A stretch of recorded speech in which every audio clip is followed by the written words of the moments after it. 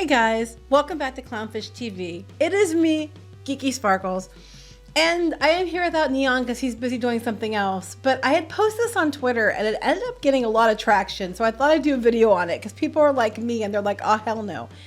So there's a remake coming of It's a Wonderful Life, and it's going to be modern retelling, so you know how that's going to go.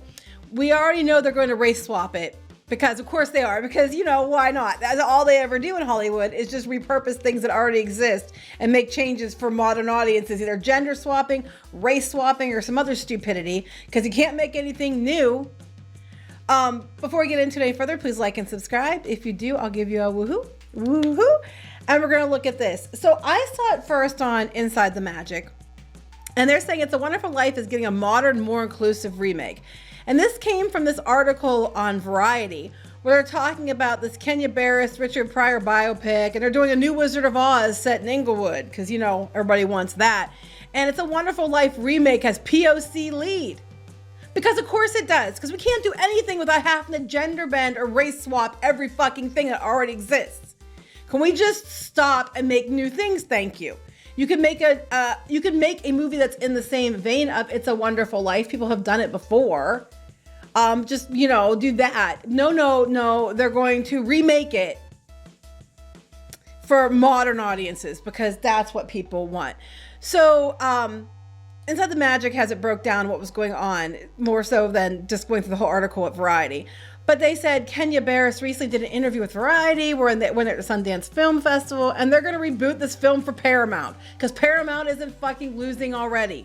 They, you know, they're in trouble for so many things. Every time you turn around, they have another harebrained scheme idea. Now they're going to reboot It's a Wonderful Life because, you know, of course we are. I feel like Christmas movies are amazing. And I think the idea of taking something that has that long of a history and a tale behind it and putting an amazing piece of talent to tell that story. I think I'm just going to appropriate something else and just race swap it because I don't want to make something new. Everybody knows It's a Wonderful Life. It's already an established, you know, icon of the holidays. So instead of making a new movie, let's just take that one, slap the name on it, but change everything about it. Because, you know, it's iconic. The director, who's best known for creating the ABC sitcom Blackish, which was an original thing, and directing the remake of White Men Can't Jump, that did so well on Disney Plus, I want to say, also revealed that he thinks the plot of It's a Wonderful Life lends itself perfectly to the POC perspective.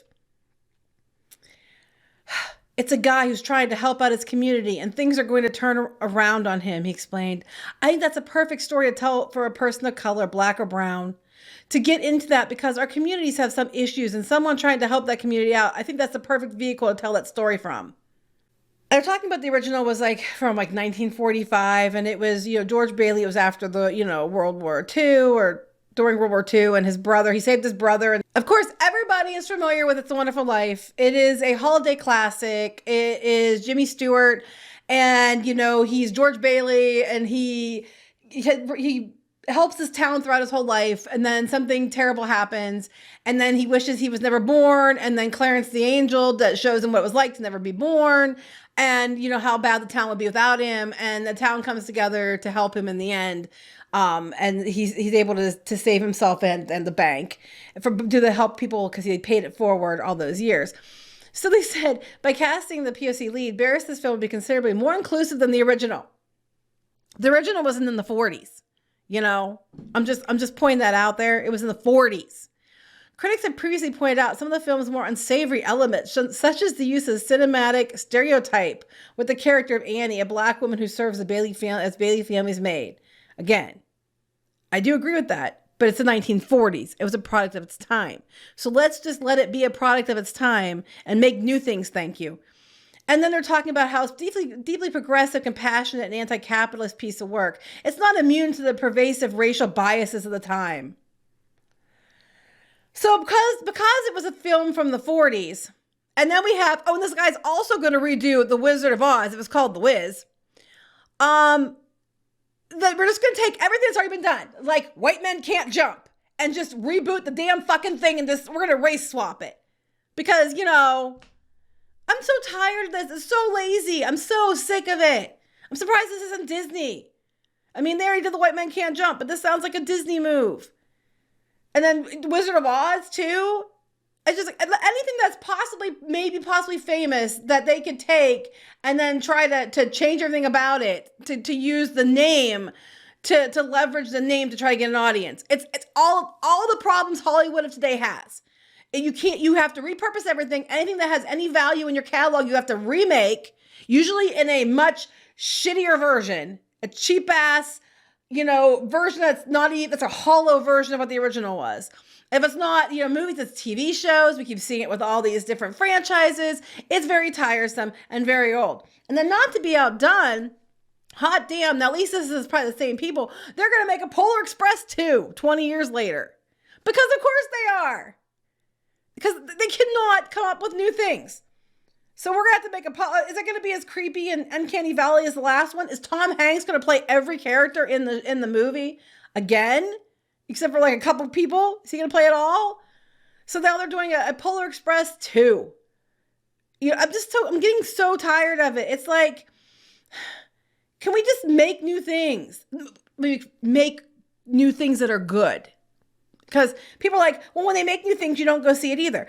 You have to make good things that people want to see, that resonate with people, that people feel like they, would like to go to the movies to see that, or turn it into the show to see it. That's the key. You can't just make more, agenda politically driven bullshit, throw it in a blender and say here, and then when people don't go see it, you're like mad about it. I'm just tired of it. That's the two extremes we have. And then you have things like Barbie, which was a really good, it wasn't a good movie, but it was a pop culture icon for a doll, and where the movie was half of a good movie, but it brought people to the theater because it was something new, but it was based on something they knew. I'm just tired of it. But It's a Wonderful Life, really? Can we just not? Like, I just shared this just like a little bit ago, like not even 3 hours ago. Okay. And people are like, all over it. They're like, a complete waste of time and money. It's pushing the message, really worth it. Don't remake classics, not faithful, not diverse, not ever. It's always a mistake. The Wiz West wasn't that bad, honestly. I remember that a made-for-TV movie, they swapped the sex of George. It was just lame. I would say, I think they've done this before. An angel will get his wings with every inclusive actor hired. Oh, hell no. Excuse me, what? There's someone about watching the last season of Saturday Night Live. I watched it because of your post. Now, Kneon told me to watch it before, because we watched It's a Wonderful Life before Christmas this year. And he said, did you ever see the ending on Saturday Night Live? And I was like, no, I never saw it.